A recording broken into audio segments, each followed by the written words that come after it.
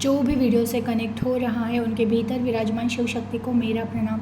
और चलिए देखते हैं महादेव जी आज आपके लिए कौन से गाइडेंस ला रहे हैं, क्या कुछ है जो आपको जानना ज़रूरी है, चेक करते हैं। प्लीज़ महादेव जी गाइड कीजिए, जो भी व्यूवर्स कनेक्ट हो रहे हैं आज आप इन्हें क्या गाइड करना चाहते हैं, प्लीज़ गाइड कीजिए। हर हर महादेव, ओम नमः शिवाय। हर हर महादेव, ओम नमः शिवाय, ओम नमः शिवाय।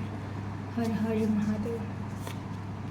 नाम लेकर जाओगे, बाकी सब यही रह जाना है। जो तुम्हारा है उसे कोई छीन नहीं सकता। जो आपको खोएगा वो कुछ समय के बाद पछताएगा। कमाई से जो भी पैसे मिल रहे हैं उसमें से 10% बचत करनी है। तुम भीड़ का हिस्सा होने आए ही नहीं थे। अकेलेपन से भागो नहीं, सामना करो। कभी किसी की आंखों में पानी लाने का कारण मत बनना। सबको सुख देना है। देखिए बहुत प्यारे मैसेज आए हैं। पहला है कि साथ आप केवल नाम लेकर जा सकते हो, यही एक सच्चाई है। आपने स्वयं देखा होगा, बहुत बार सुना होगा, हम स्वयं अपने जीवन में अनुभव लेते हैं।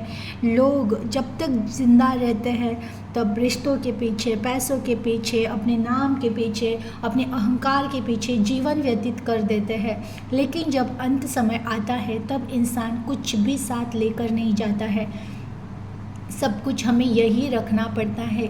लेकिन देखिए एक नाम की कमाई है जो हम साथ लेकर जा सकते हैं।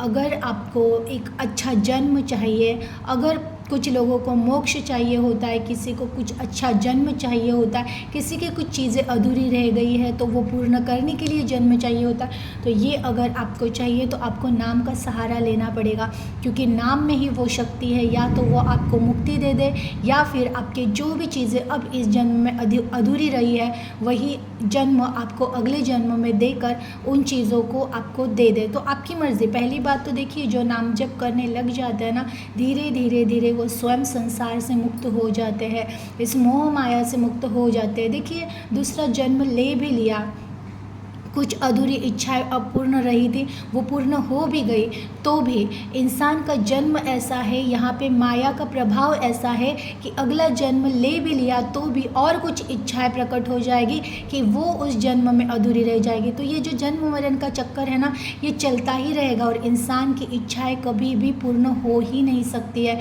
आप स्वयं देख लीजिएगा, कभी कभार एक रिश्ता बहुत इंपॉर्टेंट लगता है कि अगर ये रिश्ता ना मिला तो हम जी नहीं सकते हैं, लेकिन जैसे ही वो रिश्ता मिल गया तो कुछ टाइम के बाद और कोई इच्छा प्रकट हो जाती है कि अब संसार में कोई एक बच्चा आ जाए तो फिर सब सही होगा। बच्चा आने के बाद फिर एक इच्छा, अब ये बच्चा पढ़े तो सही होगा। फिर वो पढ़ाई होने के बाद अब ये बच्चा कुछ काम करे, नाम कमाए। तो इंसान की जो ये इच्छाएं हैं ना वो कभी भी नहीं ख़त्म हो सकती, वो डे बाय डे बढ़ती रहती है, वो दिन ब दिन बढ़ती रहती है। तो जो संसार से मुक्त होना ही एक में वो उद्देश्य होता है। तो जो नाम का सहारा लेते हैं वो एक तो पहली बात तो बेनिफिट ये है कि हम नाम ही साथ लेकर जा सकते हैं।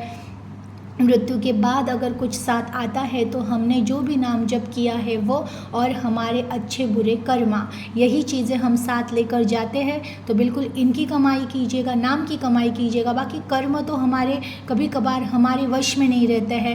पास्ट जन्मा के कुछ संस्कार रहते हैं, पास्ट जन्मा के कुछ लेन देन होते हैं, उसकी वजह से वो हमें बैलेंस करने होते हैं। कभी कुछ चीज़ें हम कर लेते हैं, कभी कुछ चीज़ें और कर्म हम बढ़ाते हैं, तो वो तो हमारे हाथ में नहीं है। लेकिन नाम जप करना और ईश्वर का हो सके उतना, एक जैसे इंसान बैंक में पैसे जमा करते हैं वैसे हम अगर नाम का सहारा लेते हुए अपने पुण्य कर्म ज़्यादा जमा करें तो हो सकता है जो भी पाप कर्म आपने इस जन्म में किए हैं वो बैलेंस हो जाए और आपको भी इस जन्म मरण से छुटकारा मिल जाए। तो बिल्कुल नाम का सहारा लेते रहिए, नाम जप करते रहिए।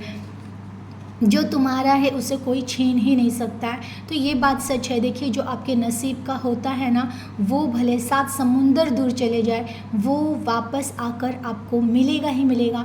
कब मिलेगा, कैसे जीवन चक्र घूमेगा, कैसे चमत्कार होंगे, ये सिर्फ ईश्वर जानते हैं। लेकिन जो नसीब का होता है ना वो मिलकर ही रहता है। वैसे ही विपरीत भी है, जो नसीब का है ही नहीं उसे आप कितना भी पकड़ लो, उसके लिए आप कितना भी प्रयास कर लो, वो अगर नसीब नसीब में नहीं है तो वो नसीब से चला ही जाएगा। अब देखिए, इसमें दो चीज़ें होती हैं। कुछ लोग अगर बिल्कुल प्रयास ही ना करें, बिल्कुल प्रयास ही नहीं करेंगे और आप सोचोगे अगर नसीब का होगा तो आ जाएगा, नहीं होगा तो नहीं, ऐसा नहीं है। कई कभार हमारे कर्म भी साथ होते हैं। जो प्रयत्न कर रहा है उसके प्रयत्न देखे जाते हैं।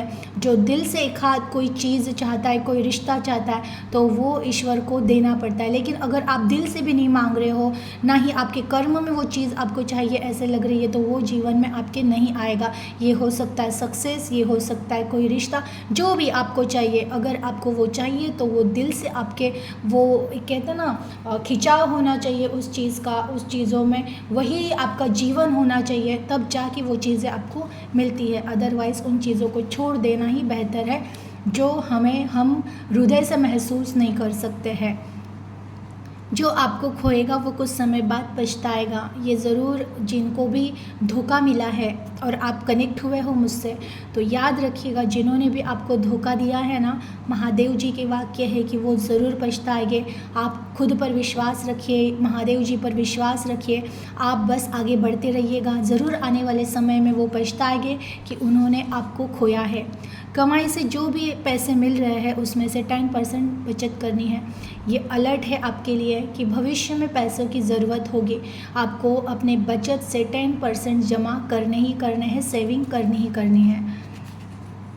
तुम भीड़ का हिस्सा होने आए ही नहीं थे, अकेलेपन से भागो नहीं, सामना करो। देखिए, बहुत सारे लोग हैं ना, संसार में भी अकेले पड़ जाते हैं, अपने फैमिली में भी खुद को अकेला पाते हैं। होते सबके साथ है लेकिन किसी का साथ नहीं होता है, वो अंदर से कहीं ना कहीं अकेले पड़ जाते हैं। कुछ लोग तो जीवन से ही अकेले पड़ जाते हैं, सगे संबंधी भी साथ नहीं रहते हैं। ये एक्चुअल में अपने आप को लकी समझिएगा कि आपका कहीं ना कहीं डिवाइन से कनेक्शन बन रहा है, क्योंकि जिसका डिवाइन से कनेक्शन बन रहा होता है ना, उनको बाकी लोगों की एनर्जी में रहना पसंद नहीं आता है। उनको केवल एक हायर शक्ति है जो हम सबको चला रही है, उनसे ही कनेक्शन अच्छा लगता है। और अगर आपके साथ ये हो रहा है तो आपको कहा जा रहा है कि ये इस भीड़ का हिस्सा आपको बनाने के लिए वैसे भी भेजा नहीं था। तो अपने आप को पहचानो। ये जो एकांत तुम्हें लग रहा है, तुम अकेले पड़ चुके, ये तुम्हें लग रहा है, तो अपने भीतर उतरो और ढूंढो कि तुम किस चीज़ की तलाश कर रहे हो, तुम क्या ढूंढना चाहते हो और तुम क्या बनना चाहते हो और तुम यहाँ क्या करने आए हो। कभी किसी के आंखों में पानी लाने का कारण मत बनना, सबको सुख देना है। देखिए, ये कर्मा है। अगर आपने किसी को रुलाया है तो यकीन कीजिएगा कि आपको भी रोना पड़ेगा ही पड़ेगा।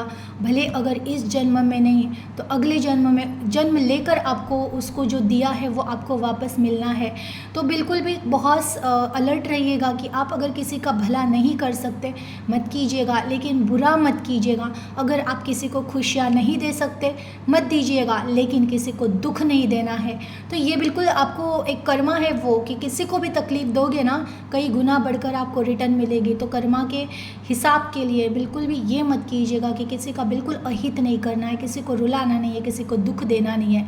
आप सुख ना दे सको कोई बात नहीं, आप किसी को ना हंसा सको कोई बात नहीं, बैलेंस रहिए, बट किसी को दुख नहीं देना है। किसी को रोने कि हमारी वजह से कोई रोए, आपकी वजह से कोई आंसू किसी की आंखों में आ रहा है, तो ये कर्मा लग चुका है और आपको भी वो आंसू वो दुख झेलना पड़ेगा। आज नहीं तो कल, बट आएगा, कर्मा ज़रूर आएगा। एनर्जी को क्लेम कीजिएगा, अपना ख्याल रखिएगा। हर हर महादेव।